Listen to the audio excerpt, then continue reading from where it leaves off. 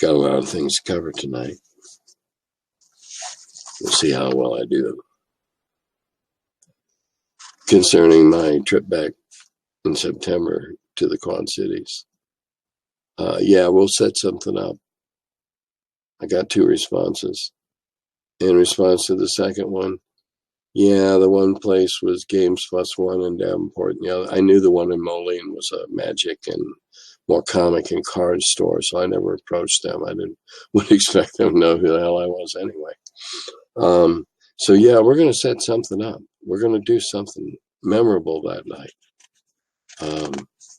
I have some favorite pizza places that I wouldn't mind having a big pizza fest while we gamed one night. We'll see how that goes, though.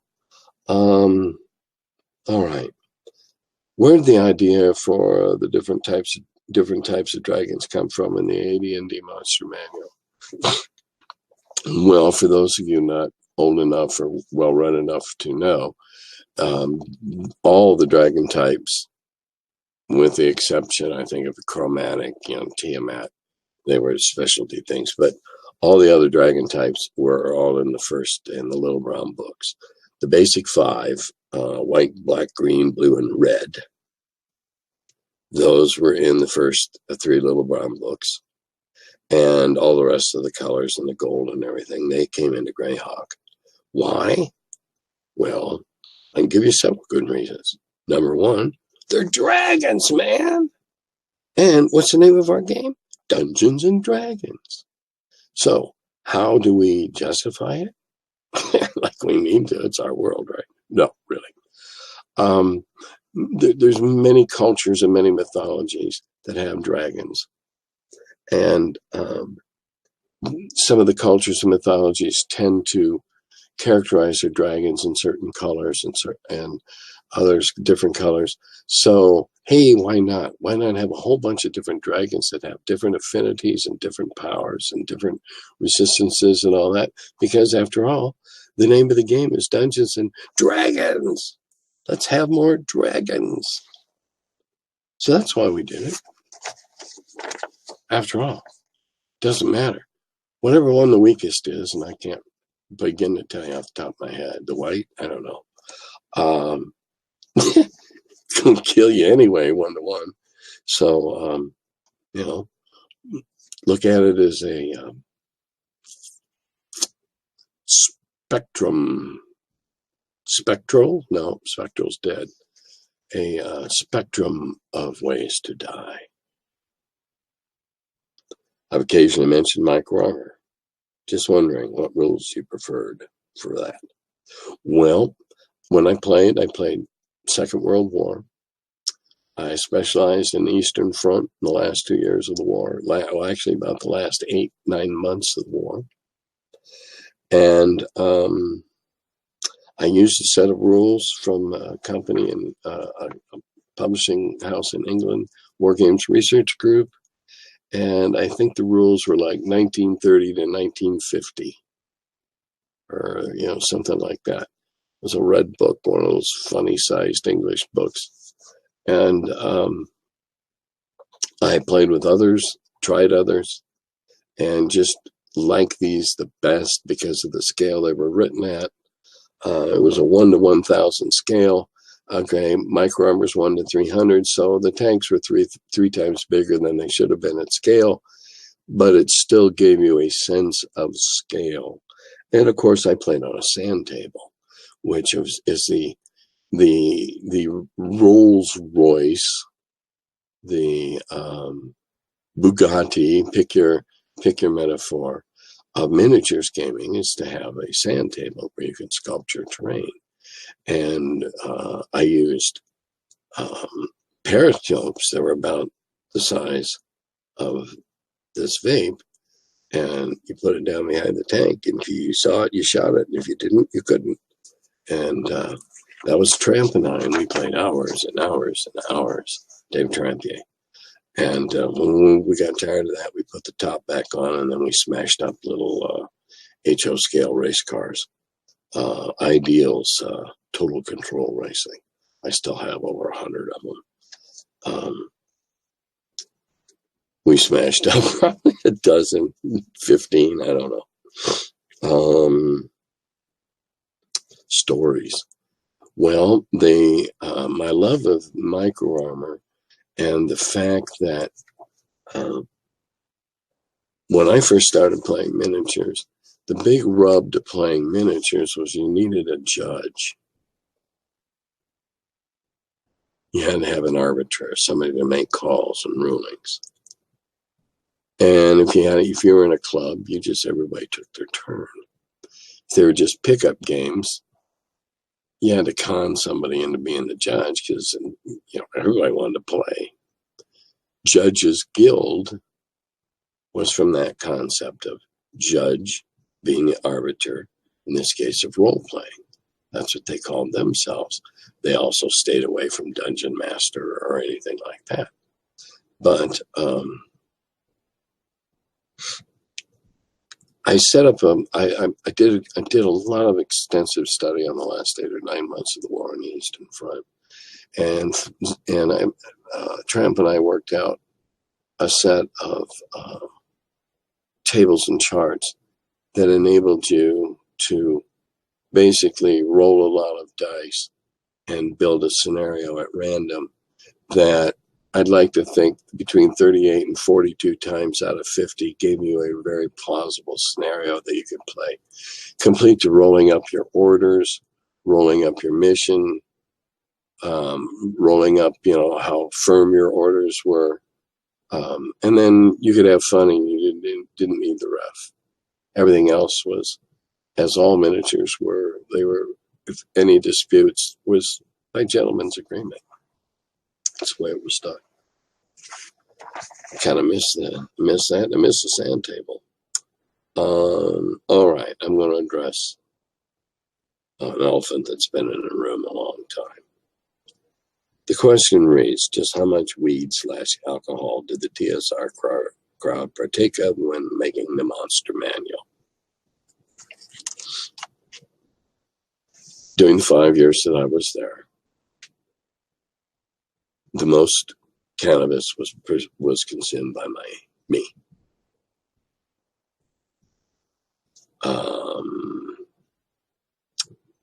Sutherland's problem was booze.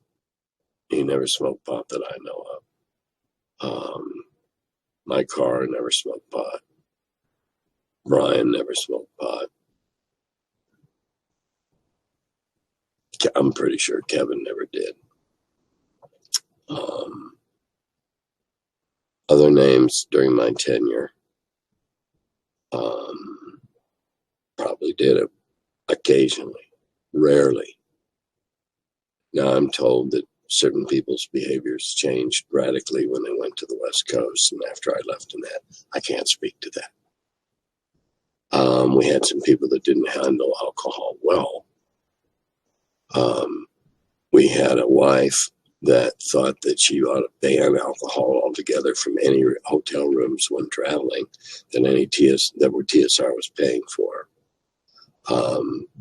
An employee got Brian so hammered, drunk one night that he got him to con him into signing a really dubious proxy that he later cashed out for a lot of money that he certainly didn't earn. I don't recall Kevin drinking. Brian might have had a beer with the boys, trying to be one of the boys. Dave Sutherland later had an alcohol problem. I'm not aware of anybody else. Other people may or may not. When I left in the Blooms, wiped their hands thinking, ha ha ha, there goes the drugs. Well, drugs being pot. There were still some in periodicals, and there were still some downtown. But as far as the Monster Manual, drugs didn't have anything to do with that. We didn't smoke at work. We didn't drink at work. I could correct that. Once every couple of months, there was an afternoon when we'd have this wine salesman would come up, we'd have a wine tasting, and we had to end it by 3, so a couple of us could drive home by 5. But that was because we had to buy wine by the case. So, I'll give 3 bottles of that, and you give me, and that's how we bought our wine. And it was not even like we were winos. We were all learning about wine. That's where I learned about German wines, was when we had that. It wasn't a club. We had a wine guy that came up.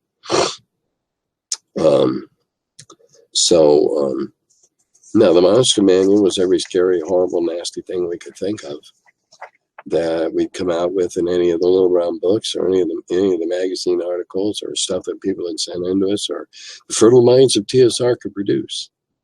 Because we wanted to make something akin to the 15th and 16th century bestiaries that had all the mythical monsters of the world portrayed. And so then we redrew them all. Most of them, almost all of them. New people, new looks. Thanks for asking the question about Cuthbert.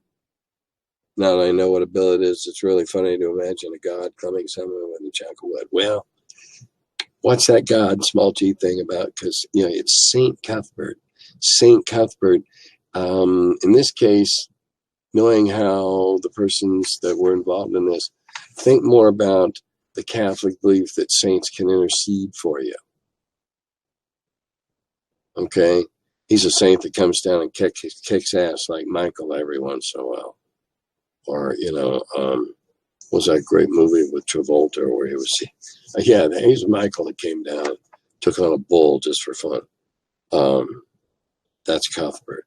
And I think the billet of wood was probably either the least offensive thing Gary could think of for this guy to pick up, or there may have been a little Freudian homage to the jawbone of an ass. Gary seemed to be a very laid-back, easygoing guy and boss. Did he have a temper? Do you ever recall him cussing anyone? Well, Gary didn't blaspheme very much. He was careful about that, being a good Adventist, etc. He knew the words damn and hell, and he might have said grab and sit a shed. And he didn't cuss a lot. But he certainly knew the words and certainly knew when to use them. And he knew the other words, because very rarely you might, but I never heard him berate anybody. He certainly never berated me. That was not our relationship from the beginning. We were more, he was the main horse on the inside on the left, but I was the next horse over to the right, and we pulled together. And I never got chewed out or called on the carpet or anything like that until the Blooms started screwing with me. But he knew the words, and if he got really angry, like somebody tried to screw us out of a bunch of money, oh yeah, that's when I knew he knew the words. What rule set will my upcoming module use? They assume I still write in Classic 1E. Someone will transcribe it into 5 or Pathfinder. Well, actually, and will the Kickstarter have the option? Actually, I write in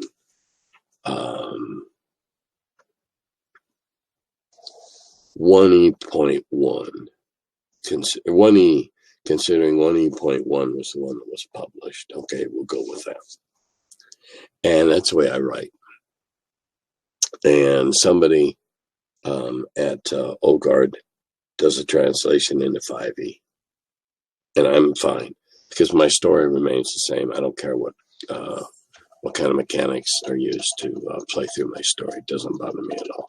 I write in what I'm comfortable with. I design in the format that I'm comfortable with, in weighing the odds and the pros and the cons and what's to be gained and what could be lost.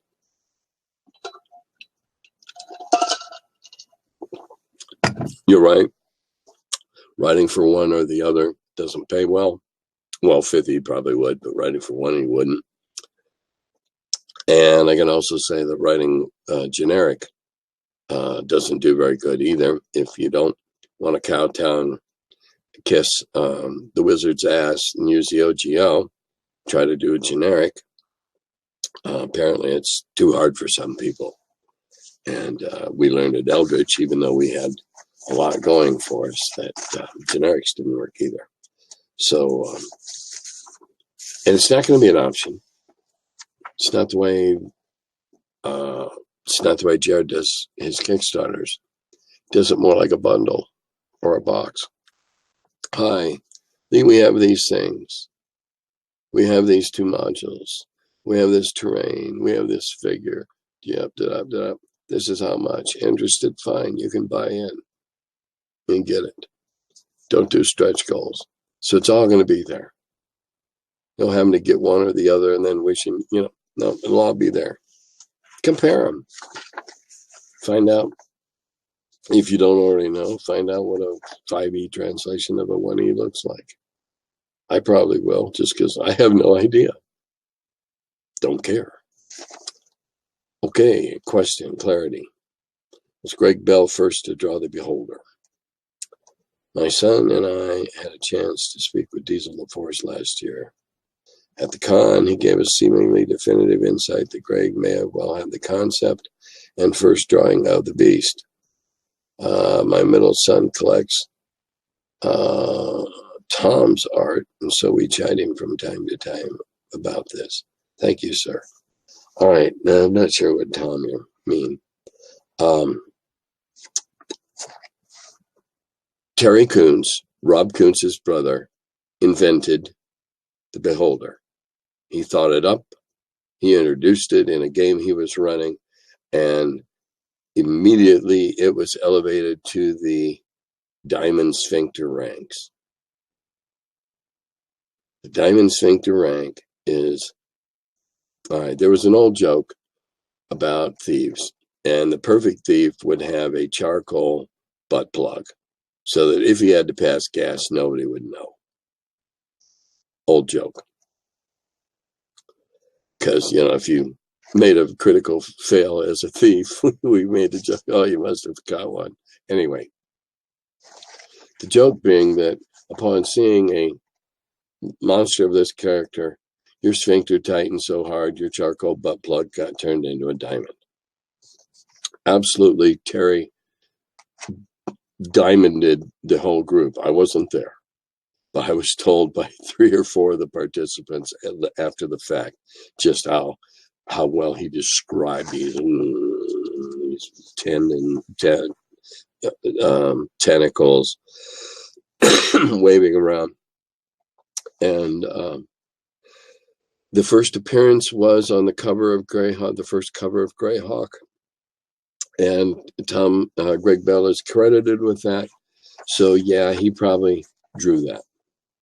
It was a very abstract, primitive drawing compared to what came out in the Monster Manual, which just happened to have been drawn by Tom Wom. And honestly, even though Tom's my friend, I still say that it's still my favorite drawing. Maybe I imprinted on it a bit like a baby duck. And in any event.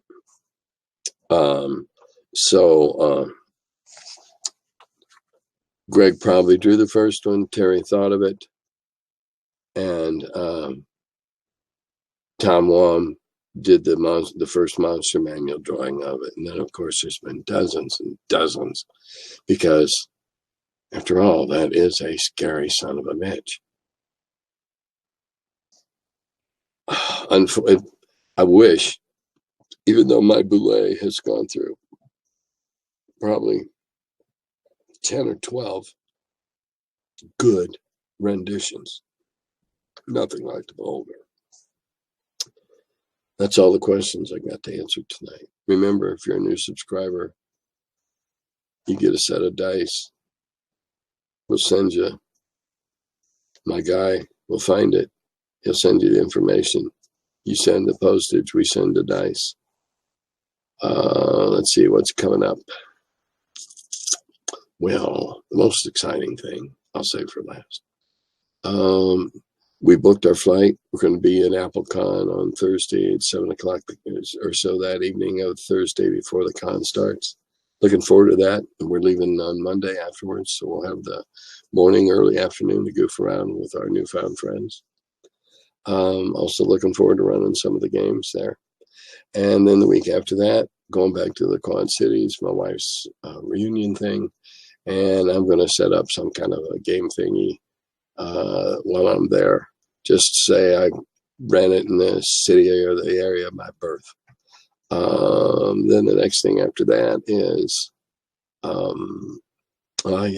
Gamehole Con, which is the Halloween weekend in Madison. They're throwing open the main hall for trick or treat for the children with, accompanied by parents in the area. So we're looking forward to that. And there's cosplayers and costume people, and I know a lot of the vendors are going to participate in that. It ought to be a real hoot. And the last thing, the best thing coming up is in a couple of weeks. My family, my son and his wife and his 2 children are coming up from Texas. And I have the opportunity to assemble my entire family for a big picture. My wife and I, our 2 children. Our 2 children each have 2 children. And my daughter's children, 2 children between them, have 3 more children. So it's going to be a big family. All those branches of the tree present. Really looking forward to that. And until that time, send in comments and questions, and then I'll answer them when we come up. In the meantime, Dada Gobi.